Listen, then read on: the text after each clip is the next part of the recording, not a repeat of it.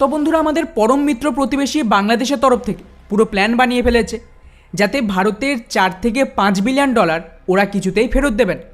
তো পাল্টা ভারতও এক ভয়ানক কাউন্টার প্ল্যান তৈরি করেছে। ওদিকে এরই মাঝে গৃহমন্ত্রী অমিত শাহের তরফ থেকে কমিউনিস্ট আতঙ্কবাদীদের বিরুদ্ধে এক নতুন যুদ্ধ ঘোষণা করে দিয়েছে, যেখানে 400 স্পেশাল কমান্ডোদের আজ পর্যন্ত সবচেয়ে বড় মিলিটারি অপারেশন শুরু হচ্ছে, তাও আবার ভারতের ভেতরে। আর তার সাথেই কিভাবে ভারত আমেরিকার সাথে এক চুক্তি করেছে যাতে যুদ্ধ শুরু হলেই আমেরিকা তাদের হাতিয়ার ভারতে পাঠিয়ে দেবে, সবটাই জানবো আজকের এই ভিডিওতে। তবে তার আগে অবশ্যই আমাদের চ্যানেলটিকে সাবস্ক্রাইব করে আমাদেরকে সাপোর্ট করবে।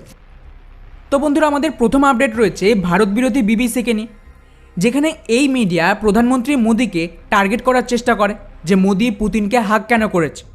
তো পাল্টা বিদেশমন্ত্রী তো সাফ জানিয়ে দিয়েছে যেটা আমাদের কালচার, আমরা সকলকে এইভাবেই স্বাগত জানাই, কিন্তু হতে পারে যে আপনাদের কালচারে সেটা নেই। অর্থাৎ সোজাসুজি পশ্চিমা বিশ্বের যে রেসিজম রয়েছে বাকি দেশের প্রতি, তাকে দিয়েই বিবিসিকে চুপ করিয়ে দিয়েছে, যা এই মুহূর্তে ব্যাপক ভাইরাল হচ্ছে। আর এটা জরুরিও, তা না হলে এরা কিন্তু কোনোদিন শোধরাবে। যাই হোক, এবারে আসে আমাদের নেক্সট আপডেট ভারতের সবচেয়ে বড় মিলিটারি অপারেশনকে নিয়ে, যেখানে অলরেডি 141 জনের বেশি কমিউনিস্ট আর বামপন্থী আতঙ্কবাদীরা মারা পড়েছে। এই রিপোর্টটা দেখুন, যেখানে গৃহমন্ত্রী অমিত শাহ এক মিটিং করে এবং তারপরেই ঘোষণা দিয়েছে যে আগামী মার্চ 2026 সালের মধ্যে এই চীন সমর্থিত কমিউনিস্ট আতঙ্কবাদকে ভারত থেকে মুছে দেওয়া হবে, আর এর জন্য একটা ফাইনাল স্ট্রাইক করা হবে। ইন্টারেস্টিং ব্যাপার হলো, অলরেডি কিন্তু ছত্তিশগড়ের সরকার পাল্টাতে মাত্র 4 মাসে ভারতীয় ফোর্সেস 141 জন এই কমিউনিস্টদের মেরে দিয়েছে, 125 জন কমিউনিস্টকে গ্রেপ্তার করেছে, 150 থেকে 200 জনের বেশি ভয়ে সারেন্ডার করে দিয়েছে।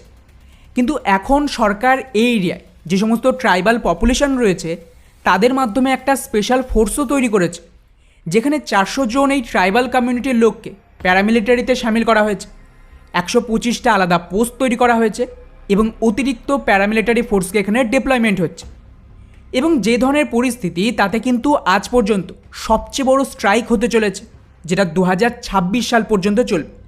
আর এর উদ্দেশ্য একটাই, যেই কমিউনিস্টরা ভারতীয় সেনার সামনে হয় সারেন্ডার করবে, তা না হলে এদেরকে খুঁজে খুঁজে মেরে দেওয়া হবে। আর এই অপারেশনকে 2026 সালের মার্চ মাসের আগে শেষ করার অর্ডার দিয়েছে।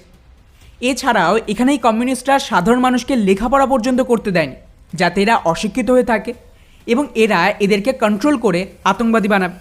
তাই এখানে একটা স্পেশাল এডুকেশন পলিসিও নিয়ে আসা হচ্ছে ছত্তিশগড়ের সরকারের মাধ্যমে।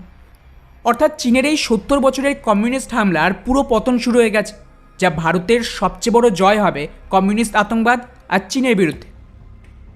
যাই হোক, এবারে আসে আমাদের নেক্সট আপডেট আমেরিকাকে নিয়ে, যেখানে একদিকে প্রধানমন্ত্রী মোদি ইউক্রেনে ছিল, তো ঠিক ওই সময় আমাদের রক্ষামন্ত্রী আমেরিকায় যায়, আর ওখানে গিয়ে দুই দেশের মধ্যে খুবই গুরুত্বপূর্ণ একটা চুক্তি করা হয়েছে, যার নাম হলো সোসা।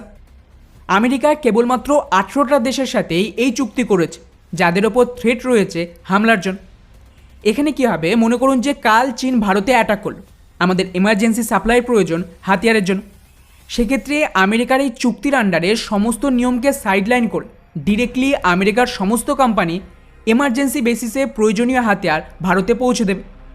এখানে কিন্তু কোনো রকম বিউরোক্রেসি বা সংসদে পারমিশন নেওয়ার কোনো প্রয়োজন নেই। এমনকি এর আন্ডারে আমেরিকার যে সমস্ত হাতিয়ার রয়েছে সেটা ভারতে জয়েন্ট প্রোডাকশন শুরু হবে, যাতে ভারত ওই হাতিয়ার স্বদেশীকরণের আন্ডারে নিজের দেশে বানিয়ে না কেবল ব্যবহার করতে পারবে, বরং বিদেশে এক্সপোর্টও করতে পারবে। ওদিকে এরই সাথে আরও একটা চুক্তি হয়েছে, যার আন্ডারে এখন ভারতীয় সেনার অফিসারদের ভারত আমেরিকান সেনার যে কমান্ড রয়েছে, স্পেশালি বাহরিনে যে আমেরিকান নৌবাহিনীর কমান্ড তৈরি করেছে এই রিজিয়নের সুরক্ষার জন্য, সেখানে মোতায়েন করা থাকে, যাতে আমেরিকার ভারতীয় ফোর্সেস মিলিতভাবে পুরো রিজিয়নকে সিকিওর করবে। ওভারঅল এটাকে এক কথায় বললে এগুলো 2030-এ ডি-ডলারাইজেশনের জন্য রেডি হচ্ছে। এখন যত সমস্যা রয়েছে ভারত আর আমেরিকার, সেটা 2030 সাল অবধি চলবে। আর তারপর এই সমস্ত ডি-ডলারাইজেশন সম্পূর্ণ হয়ে গেলে আমেরিকা ব্রিটেনের ভূমিকায় থাকবে আর ভারত আমেরিকার ভূমিকায়। তাই টেকনোলজি আর পাওয়ার ট্রান্সফারের কাজ চলছে। এরপর আরও একটা চুক্তি হবে যার নাম আরডিপি। আর এতে কী হবে, এই সোসা এগ্রিমেন্টে যে হাতিয়ার সাপ্লাই এবং প্রোডাকশন ভারতে করার কথা, তার জন্য কিন্তু আমেরিকার সরকার কোনোভাবে চাইলেও এখান থেকে পিছিয়ে আসতে পারবেন এবং ওদের ভারতকে হাতিয়ার আর টেকনোলজি দিতেই হবে। ফলে এর জন্য একটা পুরো লিখিত চুক্তি থাকবে। যাই হোক, এবারে আসে আমাদের নেক্সট আপডেট বাংলাদেশকে নিয়ে, যেখানে বাংলাদেশের ওপর ভারতের আদানি গ্রুপের $800 মিলিয়ন বকেয়া রয়েছে। বাংলাদেশ গত বহু বছর ধরে ফ্রিতে বিদ্যুৎ ব্যবহার করে গেছে, কিন্তু এখনও তার পেমেন্ট করেন। মুশকিল হলো বাংলাদেশ চাইছে ওরা ভারতকে এই টাকা ফেরত দেবেন। এর জন্য বাংলাদেশের মিডিয়া রিপোর্ট দেখুন, ওরা বলছে যে এই ডিল হাসিনা সরকার করেছিল, তাই এর উপরে প্রশ্নচিহ্ন রয়েছে যে ভারত নাকি অনেক বেশি দামে ওদেরকে বিদ্যুৎ এক্সপোর্ট করেছে। আর শুধু তাই নয়, ঢাকা টাইমসের রিপোর্ট অনুযায়ী ওরা চাইছে এই ডিল এখন পুনরায় রিনেগোসিয়েশন করতে, অর্থাৎ সরাসরি ওরা ভারতের $800 মিলিয়ন বিদ্যুতের বিল চুরি করতে চাইছে। এটা ভারত আগে থেকেই জানত। এই কারণেই কিন্তু তড়িঘড়ি ভারত সরকার নিজেদের নিয়ম পাল্টে দিয়েছে, যাতে আদানি তাদের বাংলাদেশের সাপ্লাই বন্ধ করে ভারতে সেটা বিক্রি করতে পারে। এবং বাংলাদেশের প্রায় 10% বেশি বিদ্যুতের সাপ্লাই একা আদানি থেকে আসতো, সেটাও এখন বন্ধ হয়ে যেতে পারে। যদিও আদানির দাবি ওরা বাংলাদেশের বিদ্যুৎ এখনই কাটবেন এবং সরকারের সাথে কথাবার্তা চলছে যাতে বিল মিটিয়ে দেয়, তা না হলে তো ব্যবস্থা নেওয়া হবে।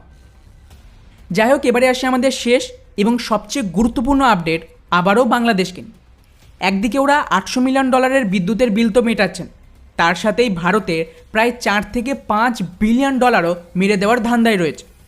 2017 সালে ভারত বাংলাদেশকে ওদের ইকোনমিক ক্রাইসিস থেকে বের করার জন্য $4.5 বিলিয়ন লোন দিয়েছিল, কিন্তু এখন রিপোর্ট আসছে যে ওরা এই টাকা খুব সম্ভবত ফেরত দিতে চাইছে না, আর এর জন্য অল্টারনেটিভ রাস্তা খুঁজছে। মানে ওরা বলবে যে আমরা হাসিনা সরকারকে মানি না, তাই শেখ হাসিনা সরকার যা নিয়েছে সেটা আমরা ফেরত দেব না। এবারে প্রশ্ন আসছে ভারত কী করবে? তো ভারতের কাছে কিন্তু প্রচুর রাস্তা রয়েছে এই টাকা উসুল করার। নদীর জল আটকে দেওয়া থেকে শুরু করে ভারত, নেপাল, ভুটান থেকে বিদ্যুৎ কেটে দেবে। আমাদের দেশ থেকেই ওরা কম দামে তেল আর গ্যাসের আমদানি করে। আর সবচেয়ে গুরুত্বপূর্ণ, ওদের গার্মেন্টস ইন্ডাস্ট্রি এই জন্যই কিন্তু এখনও টিকে রয়েছে যে ভারত খুবই সস্তায় ওদেরকে র মেটেরিয়াল এক্সপোর্ট করে, যা অন্য দেশ থেকে আমদানি করলে 3 থেকে 4 গুণ বেশি দাম পড়ে। এবং তার সাথে এতে অতিরিক্ত ট্রান্সপোর্টেশনের কষ্ট রয়েছে। ওদের পুরো ফুড আইটেম সাপ্লাই থামিয়ে দিলে দেশে তো দুর্ভিক্ষ শুরু হয়ে যায়। আর এর একটা ছোট্ট উদাহরণ মালয়েশিয়া, নেপাল, শ্রীলঙ্কা, মালদ্বীপ আর কাতার অলরেডি দেখেছে। আর যদি বাংলাদেশ এই লোনকে ডিফল্ট করে, তাহলে অন্য দেশ থেকে আর বাকি অর্গানাইজেশন থেকেও ইন্টারন্যাশনাল ব্যাংক ওদের পরে আর লোন দেবে না, এবং ওদের যে ওভারঅল ক্রেডিট স্কোর দেশ হিসেবে সেটা আরও নিচে যাবে, এবং কোনো দেশ কম সুদে ওদেরকে আর লোন দিতে পারবে না। তো চিন্তার কিছু নেই, রাস্তা প্রচুর আছে। শুধু ভারত সরকার যেন দরদ দেখানোর বদলে নিজেদের ফায়দা দেখে কাজ করে, যেরকমটা ওরা বাকি দেশের সাথে করেছে। কারণ আতঙ্কবাদীদের জন্য ভারতের কোনো সাহায্য দেওয়া উচিত না। বাকি পুরো বিষয়টিকে নিয়ে আপনাদের কি মনে হয় নিচে অবশ্যই কমেন্ট করে জানাবেন। জয় হিন্দ।